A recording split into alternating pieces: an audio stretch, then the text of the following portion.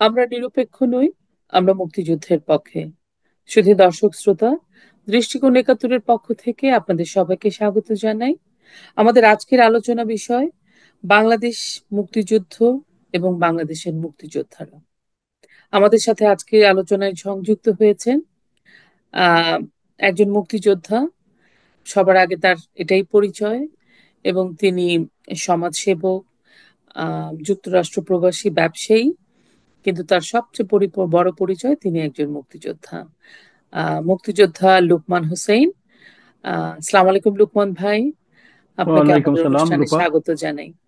Thank you, আপনাকেও আমাকে ডাকার জন্য ধন্যবাদ। তাহলে আমরা শুরু করি আমাদের জি আলাপচারিতা। জি জি জি। আহ, লোকমান ভাই, আমি অতি সাম্প্রতিক একটা ঘটনা নিয়ে, দুঃখজনক ঘটনা, কষ্টদায়ক, যে কুমিল্লা জেলার 14 গ্রামে বীর মুক্তিযোদ্ধা আব্দুল হাই কানু, উনি একজন বীর প্রতীক খেতাবপ্রাপ্ত, তার গলায় জুতার মালা পরিয়ে তাকে ভীষণভাবে অপমান করা হয়েছে। এই অপমান শুধু একজন মুক্তিযোদ্ধা বা একজন বীর প্রতীককে নেই, অপমান বাংলাদেশে, বাংলাদেশকে, এই বাংলাদেশের প্রতিটি মানুষকে, মুক্তিযোদ্ধাদের। এই যে এরকম একটা ঘটনা, স্বাধীনতার এত বছর পরে এত অপ্রত্যাশিত একটা ঘটনা ঘটলো। আম আম আপনি একজন মুক্তিযোদ্ধা হিসেবে, আপনি গত 53 বছর ধরে আপনার অনেক অভিজ্ঞতা। আপনার কি মনে হয় যে আমাদের, এই প্রশ্নটা আমাদের মনে এসছে এই জন্য করা, যে মুক্তিযোদ্ধারা কি গত 53 বছরে যথেষ্ট সম্মানিত হয়েছে, যতটুকুন প্রাপ্য তাদের? আমি শুধু আহ, মুক্তিযোদ্ধাদের কথা আহ, জানতে চাই। ধন্যবাদ আপনাকে। যেটা আমি এই ব্যাপারে যেটা বলতে চাই যে মুক্তিযোদ্ধা রা তো আসলে সম্মান পাওয়া বা কোনো বেনিফিট পাওয়া এর জন্য মুক্তিযুদ্ধে যায় নাই। না। মুক্তিযুদ্ধে গেছে স্বতঃস্ফূর্ত ভাবে, যখন প্রয়োজন ছিল মুক্তিযুদ্ধের। তো আমরা আমরা নওজোয়ান ছিলাম, আমরা তখন গেছি। আমাদের মতো অনেকেই গেছে। সুতরাং এখানে কোনো আপনার সুবিধা পাওয়া বা যে সম্মান পাওয়া, এটার কোনো ব্যাপার ছিল না তখন। তো স্বতঃস্ফূর্তভাবে আমরা গেছি। সেই জন্য যে আপনি বলছেন যে যথাযথ সম্মান পেয়েছেন কি না, আহ, সম্মানটা কি যে সামাজিক ভাবে লোকে বলবে, শ্রদ্ধা করবে, এইটাই এইটাই এটা সামাজিক মনে করেন। স্বীকৃতি বা সম্মান এই মানে, অবশ্যই আপনারা যখন মুক্তিযুদ্ধে গেছেন তখন তো সম্মানের মানে কথা, বা আপনারা দেশের জন্য গেছেন। দেশের জন্য, কিন্তু জি জি। পরবর্তী প্রজন্ম, আপনারা যে এত বড় একটা দেশ আমাদেরকে এনে দিলেন, আমাদেরই তো যে সম্মানটা আপনাদেরকে দেখানো উচিত বা দেয়া উচিত, সেই প্রাপ্য সম্মান এই প্রশ্নটা আসছে কারণ একজন মুক্তিযোদ্ধাকে জুতার মালাও পরানো হয়। এক্স্যাক্টলি এটা কি এক্স্যাক্টলি, সম্ভব? এটাই তো আমি যেটা বলতেছিলাম। মানে আগের থেকে যদি আসি, সম্মান বলতে যেটা বুঝে আমার স্বীকৃতি। তো স্বীকৃতিটা প্রথমে প্রথমে দেওয়া হয়েছিল, ঠিক আছে। মাঝখানে 75-এর পর পট পরিবর্তনের পরে তা আমাদের মুক্তিযোদ্ধা বলতে আমাদেরকে আহ মনে হইতো যে আমরা একটা পাপ করছি আর কি, এরকম অবস্থা ছিল অনেকদিন। তারপরে যখন 1996-এ এই যে আওয়ামী লীগ সরকার, শেখ হাসিনা সরকার যখন আসলেন, তখন থেকে, হ্যাঁ, তখন থেকে মুক্তিযোদ্ধাদের একটু মূল্যায়ন করা শুরু হয়েছিল আর কি। তো এবং এখন পর্যন্ত ছিল আনটিল এই যে যেটা যে ঘটনা বললেন আপনি আর কি। তো যেটা হয়, আমরা যাদের সাথে মুক্তিযুদ্ধ করেছি, যে পাকিস্তানি আর্মির সাথে, এবং আমাদের পাকিস্তানের যে দালালরা ছিল আমাদের মধ্যে, যে রাজাকাররা ছিল, দালাল বদররা ছিল, এদের সাথে, তারা কিন্তু তাদের যে পরাজয় হয়েছিল, এই পরাজয়টা তারা বলে নাই, কিন্তু আমরা কিন্তু ভুলে গিয়েছি মনে হয় আমাদের কাছে আর কি। আমরা ঠিক মতো স্মরণ রাখতে পারিনি। আমরা আহ, এই যে বিচ্ছিন্ন ভাবে মুক্তিযোদ্ধাকে এটা সেটা সেটা সেটা আহ, একজন বলে স্বীকৃতি দিছে, আরেকজনে পায় নাই। এই এই করার জন্য মানে যথেষ্ট সম্মান আমি বলবো না, যথেষ্ট ক্যালকুলেটিভ ভাবে এদেরকে, অর্গানাইজড ভাবে এদেরকে আহ, কোনো কিছু করা হয় না এই সরকারের পক্ষ থেকে। অন্য সরকার তো বাদ দিন, মুক্তিযুদ্ধের পক্ষের যে সরকার, মুক্তিযুদ্ধের পক্ষের যে সরকার, ইনারাও এই মনে হয় ওই যে একটা ভাতা ইন্ট্রোডিউস করলেন 2009 থেকে না 2008 থেকে। এটা মানে পুরা পুরাপুরি ভাবে ইন দ্য সেন্স মানে প্রপারলি এটা করেন নাই, ইচ্ছা মতো যার ইচ্ছা যে এরকম করে। এবং ভাতাটা দিয়ে আমি মনে করি আমাদেরকে আরো অসম্মান করা হয়েছে। কি জন্য এই যে ভাতা, টাকা পয়সা যেখানে ব্যাপার হয়ে যায় সেখানে আপনি অনেক ব্যাপার হয়ে যায়। টাকা দিয়ে সম্মান কেনা যায় নাকি? তো আমরা এটা বাদ দিন। এখন অনেকগুলা আনওয়ান্টেড এলিমেন্ট ঢুকে গেছে ভিতরে, সেই জন্য সম্মান যেটা বলেন, সম্মানটা এখন ওই সম্মানটা পাতলা হয়ে গেছে এটা করার পরে।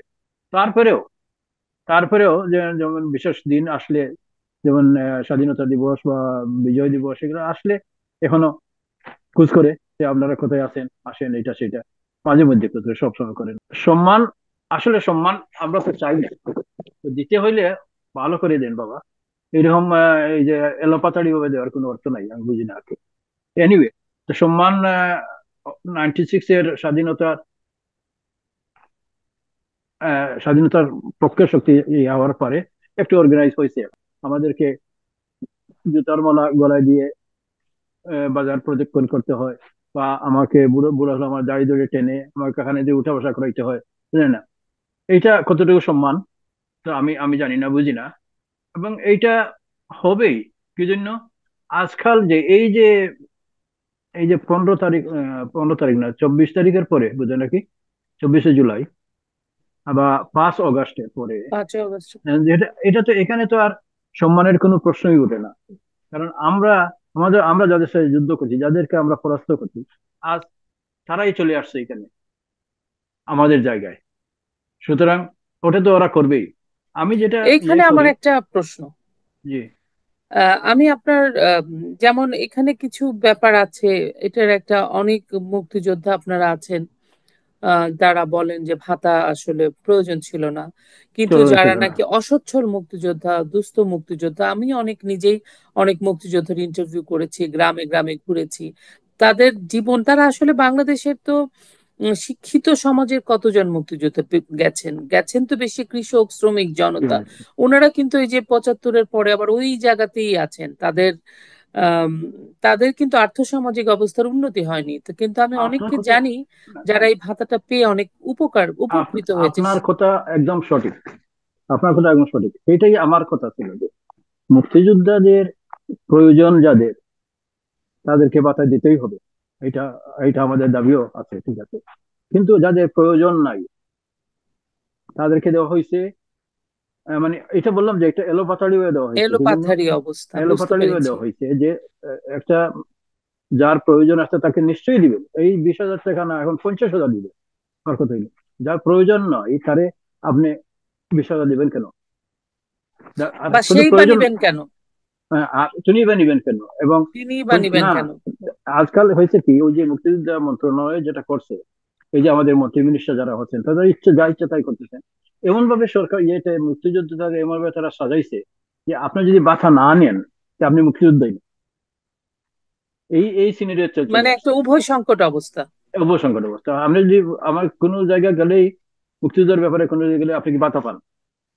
আমি যদি বলি, না আমি বাধা পাই না বা আমি বাধা নেই না, তাহলে তো আপনি মুক্তিযোদ্ধাই না, তো আপনার নাম্বারটা মুক্তিযোদ্ধা মনে হয় ঠিক মানে না। অস্বীকৃত ব্যাপার। এখানে না লোকমান ভাই আমি একটা প্রশ্ন করতে চাই, ভাতার বিষয়টা তো আছেই।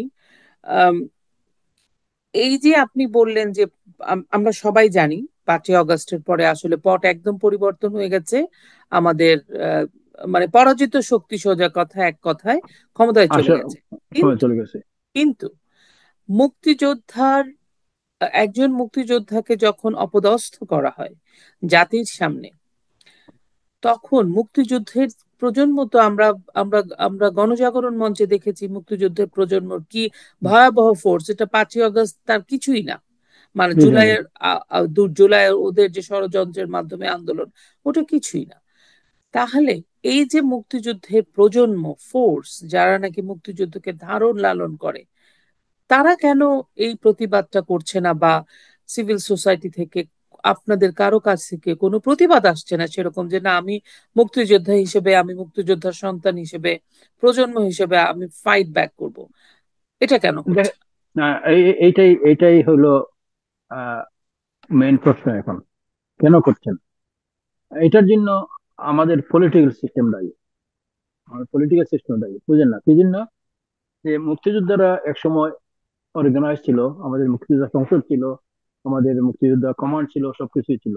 একটা কমান্ড না থাকলে আপনি ইউ ক্যান স্টার্ট এনিওয়ে। আমরা এখান থেকে করতেছি, মনে করেন আমরা বিবৃতি দিতেছি, পেপারে লিখতেছি, টেলিভিশনে গিয়ে বলতেছি এটা ঠিক না এটা না, কিন্তু এটাই কাজ হচ্ছে না। এটা অর্গানাইজ ওয়েতে না করলে না এটা, করলে হবে। কারণ আমাদের তো এখনো আমাদের বয়সের বা আমার থেকে বেশি বয়সের মুক্তিযোদ্ধারা এখন বাংলাদেশে আছেন, তারা কেন বেরোতে পারতেছেন না? এর পেছনে কারণ হইলো দেয়ার ইজ নো অর্গানাইজেশন, এবং এই অর্গানাইজেশন না থাকার জন্য আমাদের পলিটিক্যাল গুরুরা ওরাই দায়ী, বুঝেন না, ওরাই দায়ী। সেই জন্য এটা হচ্ছে না এখন। কিন্তু মনে আছে আপনার প্রতিটা ওই যে যে প্রতিটা উপজেলায় কিন্তু কমান্ডের মুক্তিযোদ্ধা কমান্ড কাউন্সিলের অফিস ছিল, সব তো একবারে ডেমলিশ করে দেয় নাই না হয়। না, অফিস ছিল, এখনো আছে, এখনো আছে, কিন্তু ওই যে সেন্ট্রাল কমান্ড নাই। কি করবো আমরা, আমরা তো বসে আছি, চেইন অফ কমান্ডটা নাই। চেইন অফ কমান্ডটা নাই। ও আছে, সবই, সবাই বসে আছে, সবাই বার্তা নিতেছে, খাইতেছে, বসতেছে, দেখছে, কিন্তু এই যে একটা অর্গানাইজ করে যে একটা অ্যাডভান্স করবে বা একটা অ্যাকশন নেবে, এই অ্যাকশনের কমান্ড নাই। যারা আছে মনে করেন যে থানা লেভেলে, উপজেলা লেভেলে যে যে কমান্ড আছে, যেটা আছে, ওরা প্রত্যেক ওই যে প্রান্তিক মানুষ, ওদের তো ওই যে 20,000 টাকা পাইলো, ঠিক আছে, গেল, খাইলো, হলো, তারা এতগুলা, এটা তো আসতে হবে আমাদের উপর থেকে। যেমন যেরকম মনে সেন্ট্রাল করেন থেকে। এই যে 96-এ যখন ইলেকশন হইলো, জি।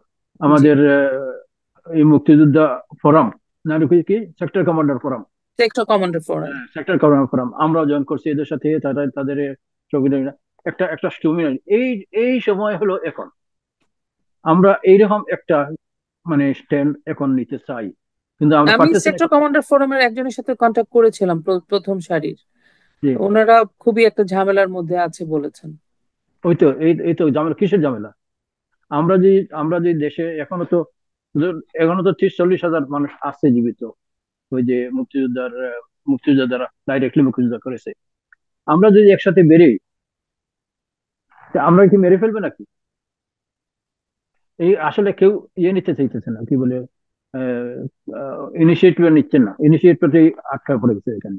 কেউ যদি ইনিশিয়েটিভ নেয়, আমরা এখান থেকে লিখিত পড়িত সেমিনার এটা সেটা সে করতেছি, কিন্তু এটা তো ইটস নট ইনাফ, আসতে হবে দেশ থেকে।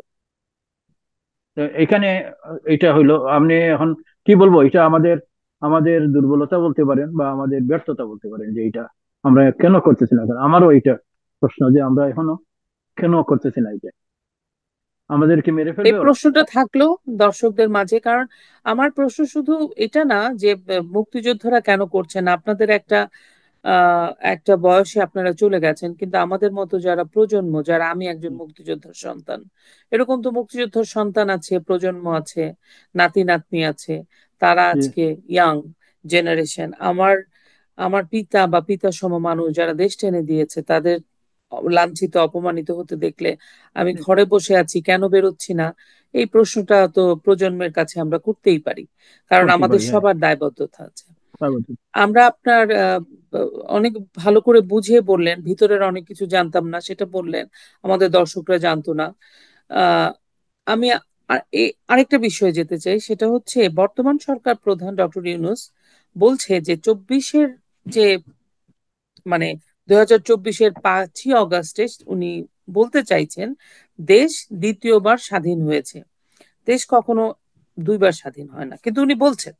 অপরদিকে আওয়ামী লীগ বা মুক্তিযুদ্ধের পক্ষের যত মানুষ আছে, আওয়ামী লীগ সহ, আমরা অনেকেই আমরা শুনতে পাচ্ছি বলছে যে এটা আসলে জঙ্গি হামলা হয়েছে, এবং পাল্টা পাল্টি একটা অবস্থানে সবাই চলে গেছে।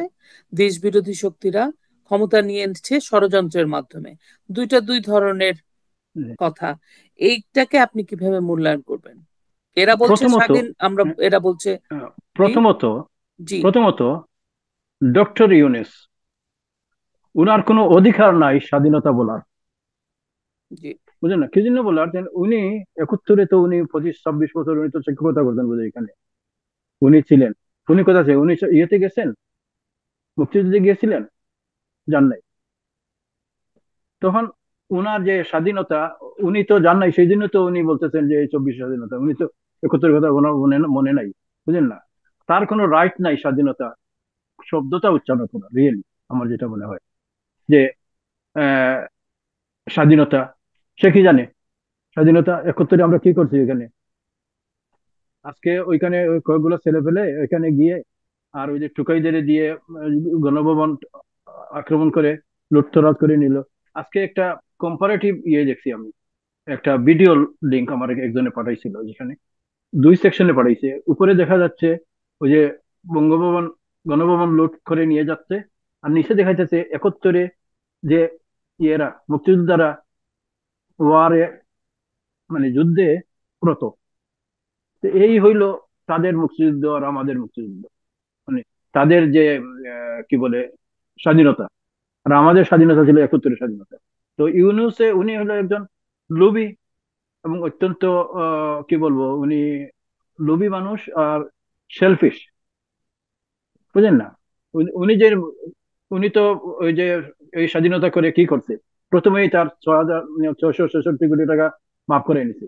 অন টপ অফ ইট, হ্যাঁ, কি করছে উনি, তো উনার যে ব্যাংক আছে, গ্রামীণ ট্যাক্স, ব্যাংক নাকি, হ্যাঁ, ওইখানে 5 বছর ওই যে কর মুক্তি, কর মুক্তি দিয়ে দিয়েছে কর মুক্তি আগামী নিয়ে পাঁচ গেছে। বছর তো যিনি এই ব্যাপারে, তার সম্বন্ধে কি বলবো আমি, মানে মানে উনারে কে বসাইছে এখানে?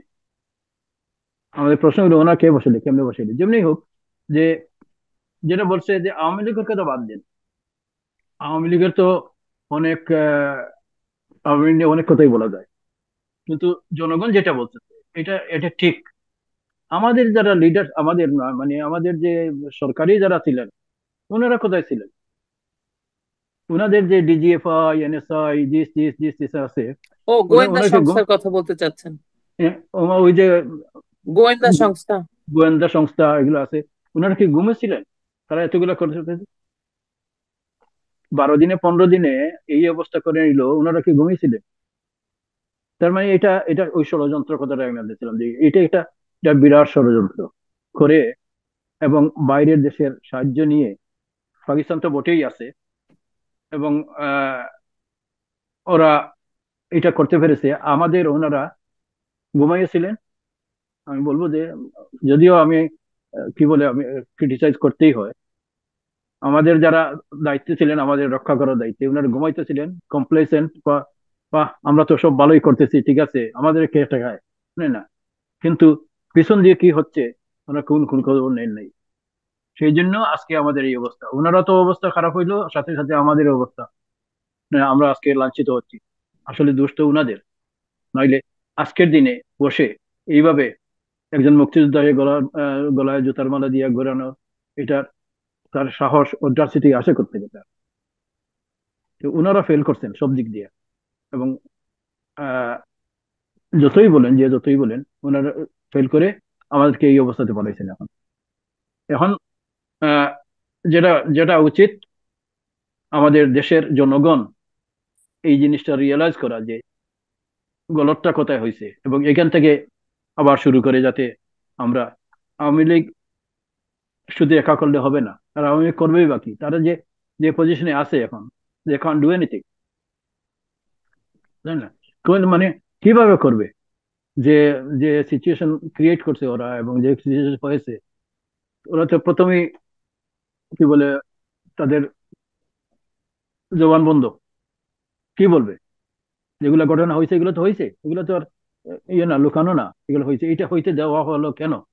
সেটা হইলো আমাদের প্রশ্ন।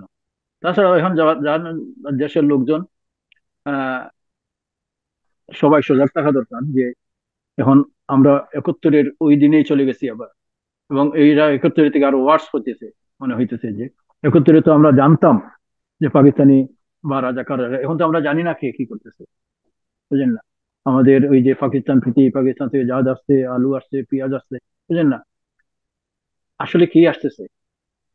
জাহাজ যে আসতেছে, ডাইরেক্ট জাহাজ আসতেছে, জাহাজ বায়া অন্য দেশ দেশ থেকে আসলে পরে এটাকে অ্যাকাউন্টেবিলিটি থাকে যে এই জাহাজের ভিতরে কি আছে, বুঝলেন না? কিন্তু ডাইরেক্ট আসলে অ্যাকাউন্টেবিলিটি লাগে না, কি আসতেছে। আর আমাদের যে এগুলা, ওই যে কি হয়েছে, উপদেষ্টা হয়েছে, কি জানি ওর নাম, ওই যে নাহিদ মানে না, শিশু শিশু শিশু উপদেষ্টা। শিশু উপদেষ্টা। নাহিদ আহ আর না না, ইয়া ওই যে কি নাম ওর, ওই যে স্পেশাল ইয়ে ছিল ইউনুসের, মাহফুজ। মাহফুজ মাহফুজ। সে যেভাবে আমাদের দেশটারে দপ্তরবিহীন নিয়ে, উপদেষ্টা। হুম। যে যে যে নিয়ে ওই যে বাংলাদেশের সাথে লিঙ্ক করে ওয়েস্ট বেঙ্গল, বাংলা, বিহার, উড়িষ্যা, আহ, তারপরে এখানে যেটা করছে, সে পোস্টটা যে কি ডিলিট করে বুঝতে, দিল, সে পোস্ট ডিলিট করলো সে দিল কেন? ডিলিট সে করলে তো তো হবে না, দিতে মানুষে পারে না দেখে ওই ফেলেছে। পজিশনে থেকে। না, ও পজিশনে না, যে কোনো পজিশনে থাকে, আর কি কি ক্ষমতা আছে সেই এইটা মানে ফোর্স দেওয়ার? এটা দিয়ে আমাদের যে প্রতিবেশীর সাথে যে সম্পর্কটা নষ্ট হবে, হয়ে গেছে সম্পর্কটা অলরেডি, উস্কে দিল আর কি, আরো উস্কে দিল। ইয়েটা। সে তো, তারা তো জঙ্গি গোষ্ঠী, তো তারা ওইটাই চায়। তারা তো এটাই চায় যে একটা কেওস লাগুক আমাদের দেশটারে, একদম তালেবানের মতো বানাইয়া, মানে ইয়ের মতো, কি বলে, আফগানিস্তানের মতো করে দিতে চায় তারা। এটা হলো তাদের ইয়ে হলো, ওই যে জঙ্গি তৎপরতা তারা চালাতে পারবে এখানে। ওই জন্য সেভেন সিস্টার আহ কি করতে চায়, মানে দখল করতে চায়। তো এগুলো দিয়ে তো আমাদের দেশটারে অকার্যকর করার একটা ব্যবস্থা করে নিতেছে ওরা। কারণ আমরা একটা খাদের মধ্যে পড়ে গেছি। আর আমিও এটা চিন্তা করি, খাদের মধ্যে পড়ে গেছি আমরা, কিন্তু মুক্তিযুদ্ধের পক্ষে বা মুক্তিযুদ্ধ যারা, আমরা বেশ কয়েকবার খাদে পড়েছি এই দেশ, মানে 71-এর পরে। এবং আমরা এখান থেকে শেষ পর্যন্ত অনেক কষ্ট মনে করে আমরা একটা থেকে আবার বেরিয়ে আসছি। তো আমি আশা করি দেশবাসী এটা রিয়েলাইজ করবে যে আহ, বিষয়টা কি হয়েছে, এবং আমরা কোথায় আছি, আমরা কি পজিশনে আছি, আমাদের দেশ কোন দিকে যাচ্ছে। রিয়েলাইজ করার পরে সবাই আবার বাউন্স ব্যাক, যেটা বলে আর কি, we have to bounce back and start all over again. সেটাই আমি বলতে পারি। আর কি আমাদের তো এই বয়স নাই যে আমরা গিয়ে যুদ্ধ করবো আবার, বুঝেন না? না, সেটা তো অবশ্যই, সেজন্যই তো আমি প্রজন্মের কথা বললাম যে আসলে বুঝলেন? আহ জাগ উম, জাগরণটাও আমাদের প্রজন্ম, আমাদের জেনারেশনও ধরতে পারেন, বাট বিশেষ করে যারা তরুণ প্রজন্ম, সেই জাগরণটা সেই জায়গা না, থেকে আসা উচিত। তো আমি একটা আসলে জিনিস জানতে বলেন। চাই, লোকমান ভাই, আপনারা যেখানে থাকেন, ইংল্যান্ড বা লন্ডন, ওইটা কিন্তু বাঙালিদের বাঙালিরা একটা শক্ত অবস্থানে আছে। জি, জি, তো জি, আপনারা কি এই যে পুরা পুরা ঘটনাটা, এই যে গত 4-5 মাসে যা হলো, এটা তো একদম ধ্রুব সত্য, মানে জি। ফ্যাক্টস আছে, ফিগারস আছে, তথ্যচিত্র আছে, সবই আমরা দেখতেছি। এখন সোশ্যাল মিডিয়ার যুগ। আপনারা কি লন্ডনের মতো এরকম একটা জায়গাতে থেকে কোনো একটা কিছু, মানে প্রতিবাদের কথা চিন্তা করছেন, যেটা খুব স্ট্রং কালেকটিভ? 71-এও কিন্তু অনেক কাজ করেছে প্রবাসীরা, তো লন্ডন না, তো একটা ওরকম জায়গা। হ্যাঁ, আমরা আমরা সব সময় চিন্তা করছি, আমরা করছি। কিন্তু যেটা হয়েছে, আমরা তো পার্লামেন্টে যাচ্ছি, তারপরে ট্রাফালগার স্কয়ারে যাচ্ছি, ওই যে পার্লামেন্ট স্কয়ারে যাচ্ছি, নিজে সভা সমিতি সেমিনার করতেছি, বুঝেন না, পেপার পত্রিকায় লেখালেখি করতেছি, টেলিভিশন স্ক্রিনে যাচ্ছি, বুঝেন না। কিন্তু আসল যেটা বলি, মানে আমরা এখানে যাই করি না কেন, সবাই বলবে যে আপনারা তো কমফোর্ট জোনে বসে আছেন, কমফোর্ট জোন। সুতরাং আপনারা এটা, আসলে এটা দেশ থেকে আসতে হবে। দেশ থেকে আসতে হবে। দেশ থেকে আসতে হবে, দেশের আমাদের বড় বড় নেতারা আছেন, মুক্তিযোদ্ধা, বড় বড় মুক্তিযোদ্ধারা, খাতাপাত্র, বীরুত্তম, বীরশ্রেষ্ঠ সবাই আছেন, না বীরশ্রেষ্ঠ নাই, অবশ্য মারা গেছে, নাই। বীরুত্তমরা আছেন, বুঝেন না। ওনারা ইনিশিয়েটিভ নেবেন কেমনি? আমি দেখছি তো বীরুত্তমরা তো অনেকেই ওদের সাথে মিশে গেছেন, বুঝেন না। বীরুত্তমদের ওরা ইয়ে দিতেছে, কি অ্যাপয়েন্টমেন্ট দিতেছে, স্বরাষ্ট্রমন্ত্রী। এই প্রসঙ্গে জানতে চাই যে আপনি আমাদের তরুণ প্রজন্মের উদ্দেশ্যে আহ, বলেন যে কোন কৌশলে আসলে সবাই বাংলাদেশ থেকে, যেহেতু এই ঐক্যবদ্ধ হয়ে আমাদেরকে প্রতিবাদটা প্রতিরোধটা করতে হবে। আম, আমরা তো আসলে সশস্ত্র প্রতিরোধ করতে পারি না, আমাদের প্রতিরোধ হয় মৌন, আমাদের প্রতিরোধ মৌন, হয় মিছিল, মিটিং, কলম, মেজে মেজে, লেখা, আবৃত্তি। লেখা। তো জি। কিভাবে আমাদের তরুণ প্রজন্ম এই কাজগুলো করতে পারে, শুরু করতে পারে? আম, একটা দিক এক্সাম্পল তো আপনি নির্দেশনা। আগেই বলেছেন, যেটা ওই যে আহ, গণজাগরণ মঞ্চ ছিল। হ্যাঁ, একটা এক্সাম্পল আছে তো, এরকম ইয়ং জেনারেশন যারা আছে, প্রজন্ম 71 যারা বলেন, এরা যদি এটা শুরু করতে পারেন সাহস নিয়ে, আমি মনে হয় এটা কাজ হবে। একসাথে যদি যোগাযোগ হতো, আসলে তো আমি বুঝি না যে এটা হইলো যে তারা এত অর্গানাইজ হয়, আমরা অর্গানাইজ না কেন? আমরা হয়ে গেছি, আমরা কমপ্লেসেন্ট, আমরা তো সব আছে, সুতরাং আর তাড়াহুড়া করে লাভ নাই। কিন্তু এটা যাইতে যে সময় লাগে না, এটা কিন্তু আমাদের যারা প্রজন্ম, ওরা এটা রিয়েলাইজ করে না, বুঝলেন না। সবকিছু আছে, সুখী আছে, আমি সব, এভরিথিং ইজ ফাইন, সুতরাং আমার কিছু করার নাই। কিন্তু যখন ফাইন না হয় তখন কি করতে হবে? আমি অবশ্য আশাহত হই না, আশা ছাড়ি না, কারণ it will take time little bit. এখন যে এই শখটা হয়েছে, এই শখটা থেকে বেরিয়ে আসতে 4-4 মাস সময় লাগবে, বুঝলেন না? এই যে শখ, শখ থেকে বেরিয়ে আসতে বেশ কিছুদিন লাগবে, এবং এটার পরে ঘুরে দাঁড়াবে। আমি মনে করি আগেও অনেকবার হয়েছে এটা, এখন 75-এর পরেও ঘুরে দাঁড়ানো হয়েছে। আবার এইবারও ঘুরে দাঁড়াবো ইনশাল্লাহ। আমাদের যে ইয়ং জেনারেশন যারা আছে, কিন্তু আমাদের লিডারশিপের দরকার। এই লিডারশিপটা আগে না আসলে তাদেরকে তো পথ দেখানো দরকার, তো তাদেরকে রাস্তা দেখাতে হবে, যেহেতু যে আমরা আছি, তোমরা আসো। তখন মানে আমরা যদি ঘরে বসে থাকি, আমরা এখানে সবকিছু করতেছি, মানে এভরিডে একটা না একটা কিছু হচ্ছে এখানে, কিন্তু হচ্ছে হলে এখানে করলে কি হবে? এখানে তো ওরা ওরা এই পেপার পত্রিকা দেখে তারা কি বলে, এটা গায়ে মাখতেছে না। বুঝতে পেরেছি। জি, আমরা একদম অনুষ্ঠানের শেষ পর্যায়ে চলে এসেছি। জি। আপনার মুক্তিযুদ্ধের একদমই স্পেসিফিক কোনো স্মৃতিচারণ এবং তরুণ প্রজন্মকে সেই স্মৃতির মধ্য দিয়ে আপনি কিছু বার্তা দিন দিন, খুব সংক্ষেপে। স্মৃতিচারণ, যে আমরা যে সময় মুক্তিযুদ্ধে গেছিলাম একত্রে, অত্যন্ত কঠিন সময়ের ভিতরে গেছিলাম। এখনকার মতো মোবাইল ফোন ছিল না, বা কমিউনিকেশন, নিজে হেঁটে গিয়ে যদি একটা খবর দিতে, তো এই খবর পাওয়া যেত। আজকালকে তো সবকিছু হাতের মুঠোয়। নতুন প্রজন্ম আর এই এটা নিয়ে তারা পারদর্শীও নাই। তো এই এইটা যে নতুন প্রজন্মে যে যে যোগাযোগ ব্যবস্থা বা ইনফরমেশন যেটা তারা পাঠায় নেয়, এটা দিয়ে ইউজ করে। আজকাল এআই নাকি আরেকটা বেরিয়েছে, বুঝলেন না? এটা তো আমাদের নতুন জন্ম, আমাদের যারা ছেলেপেলে আছে, আমাদের মনমানসিকতা, তারা তো নিজেই পারে। এই দিক দিয়ে একটা তাদের অর্গানাইজ করা উচিত আমি মনে করি। আর আমাদের সময়ের মতো তো না।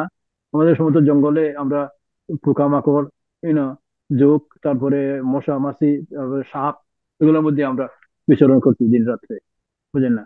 যে এখন তো আর সাপের জন্য হয়তো, এখন তো মিডিয়ার জগৎ, বুঝলেন না? মিডিয়াতে ওরা, আমি তাদেরকে অ্যাডভাইস করবো যে আমাদের যারা আছে ওইখানে রিভলিউশন করুক মিডিয়াতে, করে পরে লোকজন তার পেছনে আসলে পরে তখন আবার রিভাইভ হবে। এটা আর কি আমি এই অ্যাডভাইস দেবো তাদেরকে, যে মিডিয়া তোমাদের হাতে আছে, আর তোমাদের এটা, তোমাদের জানাও আছে, এটা তোমরা প্রশিক্ষিত এই ব্যাপারে। তোমরা, ওরাও তো ওই মিডিয়া দিয়েই করেছে যেটা করে, তো আমাদের ওরা পারবে না কেন? আর আমরা আছি তাদের পেছনে সব মিলিয়ে, আমাদের দোয়া আছে তাদের কাছে। দেশের ভিতরে থেকে আমাদের লিডারশিপ বেরিয়ে আসা খুব জরুরি, এবং এক্ষুনি জরুরি, এক্ষুনি জরুরি, বুঝলেন না? আমাদের এইটার যে বাউন্স ব্যাক করতেই হবে। আগের মতো আবার আমাদেরকে জিততে হবে। 71-এ জিতেছি আমরা, 75-এর পরেও আমরা, 96 আমরা জিতেছি, বুঝলেন না? আমরা আবারও জিতবো, কারণ আমরা সবসময় সত্যের পথে আছি। সেই জন্য আমরা অসত্যের পথে নাই, জঙ্গির পথে নাই, আমরা মানুষের ভালো যেদিকে হয় সেদিকেই আছি, এবং আমাদের দেশের কল্যাণ যেভাবে হয় সেদিকেই আমরা থাকবো, এবং সত্যের জয় একদিন হবেই, ইনশাল্লাহ। অনেক ধন্যবাদ লোকমান ভাই, আপনার সাথে কথা বলে আশা করি আমাদের দর্শকরাও অনেক উপকৃত হবে, অনেক কিছু জানবে আপনার সাথে কথা বলে। আপনি কিছু বলতে চান? আমাদের বিদায় নিয়ে নিন আমাদের দর্শকদের থেকে। না, বুঝতে এখন আপনারা ভালো কাজ করে যাচ্ছেন, বুঝলেন না? এটা keep on trying every day. তো দর্শক, ধন্যবাদ আমাকে ডাকার জন্য, এবং আহ, আমি জানি না আমি কি বলতে পারেছি বা কি পারি নাই, তবু আমার যে মনের যে গাওটা আছে, এটাই যে আমরা অত্যন্ত মর্মাহত আজকে এখন যে হচ্ছে, যেটা হচ্ছে বাংলাদেশে, বুঝলেন না? আমরা এটা সহ্য করতে পারছি না, রাত্রে ঘুম হয় না, মানে এই কথা চিন্তা করলে। সুতরাং আমরা চেষ্টা করি সবাই মিলে, যাতে এই থেকে খুব শিগগিরই আমাদের উত্তরণ হয়, এটাই দোয়া রাখি, কামনা রাখি।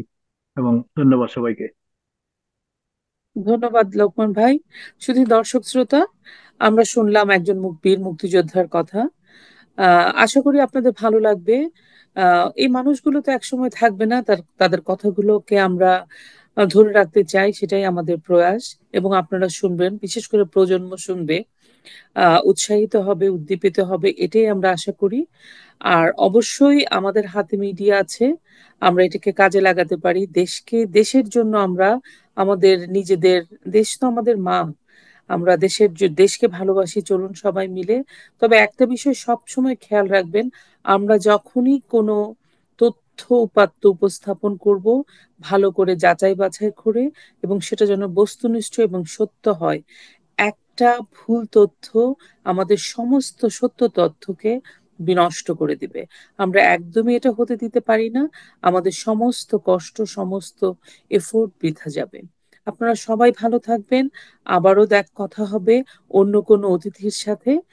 আপনাদের সবার সুস্থতা কামনা করি। জয় বাংলা, জয় বঙ্গবন্ধু।